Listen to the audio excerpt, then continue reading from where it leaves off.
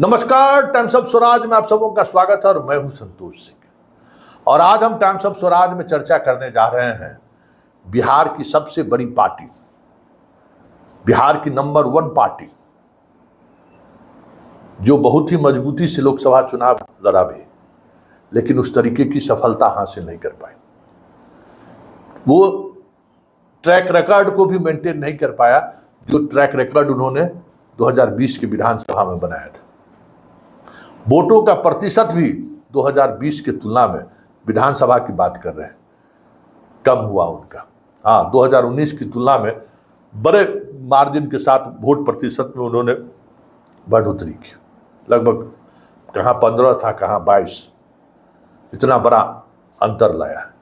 लेकिन इन सब के बावजूद भी वो जो संख्या का जो अंक गणित है उसमें वो पिट गए, बाहर हो गए। हम बात आरजेडी की कर रहे हैं कि आखिर आरजेडी का भविष्य क्या होगा, या आरजेडी जिस राजनीति की शुरुआत लोकसभा चुनाव के सहारे प्रारंभ की है, क्या उसके सहारे 2025 के विधानसभा चुनाव को साधा जा सकता है?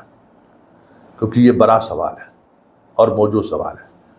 क्योंकि लालू ने 2024 के लोकसभा चुनाव में अपने MY समीकरण को से आगे जिस तरीके से वोट को उन्होंने जोड़ने की कोशिश की, एक बड़ी वजह रही उस लड़ाई को, जो बिहार में लग रहा था कि कोई लड़ाई नहीं है, वो लड़ाई संघर्ष में बदल गया, लेकिन जीत में नहीं बदला।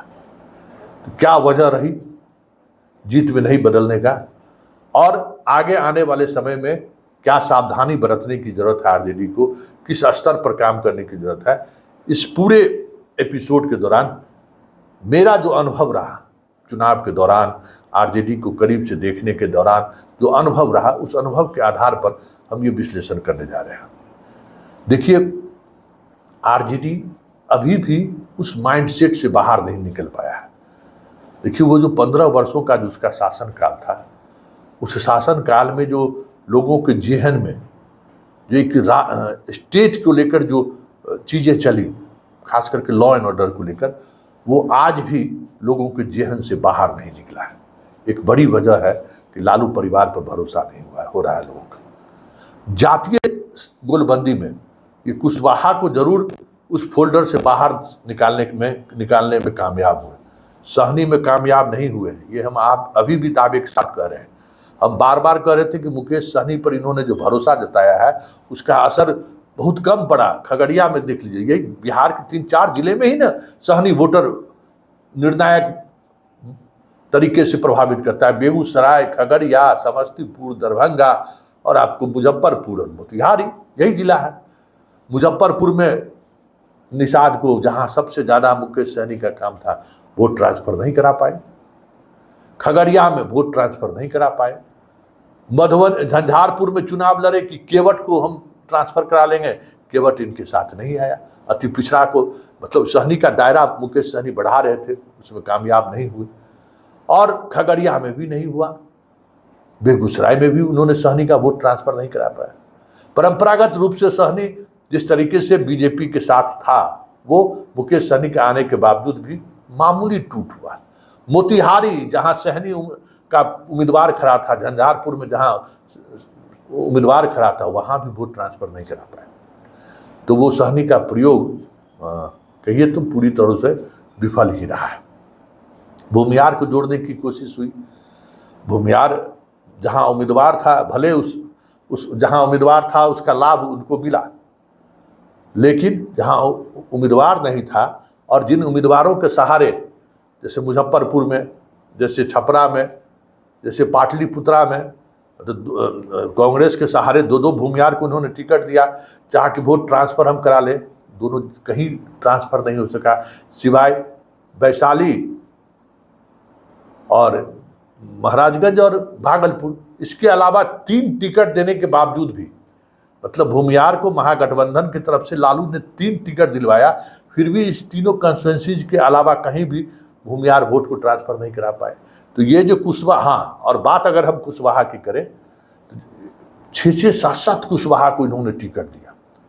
हर जगह उन्होंने, औरंगाबाद हो, नवादा हो, उसके बाद आपको मोतिहारी में कुशवाहा को दिया, उजियारपुर में कुशवाहा को दिया, खगड़िया में कुशवाहा को दिया।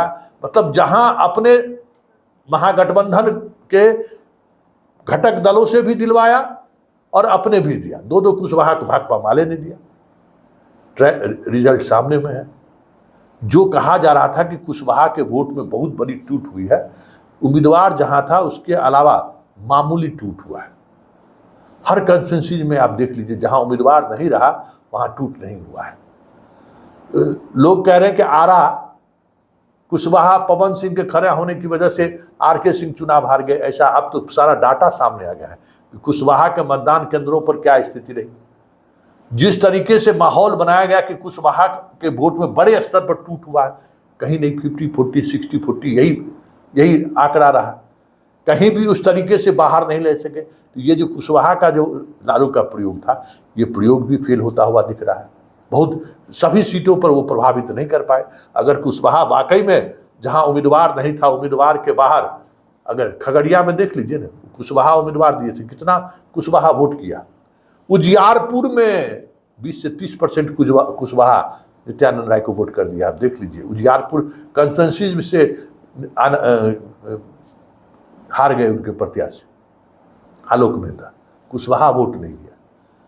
मोतिहारी में देख लीजिए, तो सिर्फ उम्मीदवारों के सहारे आप चीज़ों को उस तरीके से साध नहीं पाए। इस बार आप लड़ाई में इसलिए रहे, एक बात समझ लीजिए कि नरेंद्र मोदी के खिलाफ जो फोर्स था, या नरेंद्र मोदी के खिलाफ जो राष्ट्रीय फलक पर जो एक राजनीति मिजाज तैयार हुआ, उस वजह से भी बहुत सारे लोग महागठबंधन से जुड़े और राजद या कांग्रेस या फिर सीपीआई माले परिस्थिति में 2 सीटें जीत गई हैं।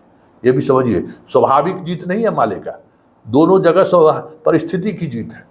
ऐसा नहीं कि उनका वोट में या कुछ बड़ा बदलाव हुआ। पवन सिंह कारण रहे काराकाट में, और यहाँ कारण रहे आर.के. सिंह का खुद राजपूतों का के अंदर उनको लेकर कार्यकर्ताओं का गुस्सा, इस वजह से हुआ। तो जो प्रयोग लालू यादव अपने वोट को बढ़ाने के लिए किया, वो सारे प्रयोग एक लिमिट के बाद प्रभावहीन दिखा है। इसलिए उन्हें नए तरीके से चीज़ों को समझना होगा, नए तरीके से वोट कम्बिनेशन बनाने होंगे। जो मुरेठा बांधने वाली बात को लेकर हम लगातार प्रतिक्रिया व्यक्त कर रहे थे कि मुरेठा बांधने से नुकसान हुआ, और बेरोजगारी ही सिर्फ मुद्दा बनाकर आप चुनाव जीत नहीं सकते हैं, क्योंकि पढ़ने और पढ़ाने वाले लोगों की संख्या आज भी बहुत कम है। इन सबसे इतर जो सबसे एक महत्वपूर्ण बात है, जो राजद को और मजबूती प्रदान कर सकता था, राजद आज सिर्फ जो आप देख रहे हैं 4 सीटें, उन 4 सीटों पर ही नहीं और सीटें भी जीत सकती थी, और एक अलग तरीके का नैरेटिव भी सेट हो सकता था। हम बात ठाकुर की कुआं की कर रहे हैं। देखिए, ये जो नैरेटिव सेट किया गया ना, अचानक नहीं किया गया था, ये संयोग नहीं था, ये मनोज झा का प्रयोग था। और मनोज झा संघ से इनका किस तरीके का रिश्ता है, इस पर हम कई बार खबर चला चुके हैं। क्योंकि इनका हर नैरेटिव जब पर गौर करिएगा तो लगेगा कि ये जो स्वाभाविक इनका गठबंधन है जिन जातियों से, जिन जमात से, उससे मनोज झा हमेशा तेजस्वी को बाहर रखना चाहते हैं। देखिए, राजपूत और आरजेडी का स्वाभाविक गठबंधन रहा है, और जब तक ये गठबंधन रहा है तब तक बिहार में आरजेडी शासन में रहा है। 2009 के बाद गठबंधन टूटा, और उसके बाद आज तक आरजेडी अपने बूते सरकार नहीं बना पाई है, आरजेडी बेहतर परफॉर्मेंस नहीं कर पाई। आप गौर कर लीजिए, 2020 का जो विधानसभा चुनाव का जो परिणाम है, वो चिराग इफेक्ट का परिणाम है, और उसी में बाबू साहब वाली बातें आ गई थी। उस समय भी ये सहयोग नहीं था, प्रयोग कहीं न कहीं से ये चीज़ें दी गई थी, क्योंकि जमीनी स्तर पर राजपूत और यादव का रिश्ता है, स्वाभाविक रिश्ता है।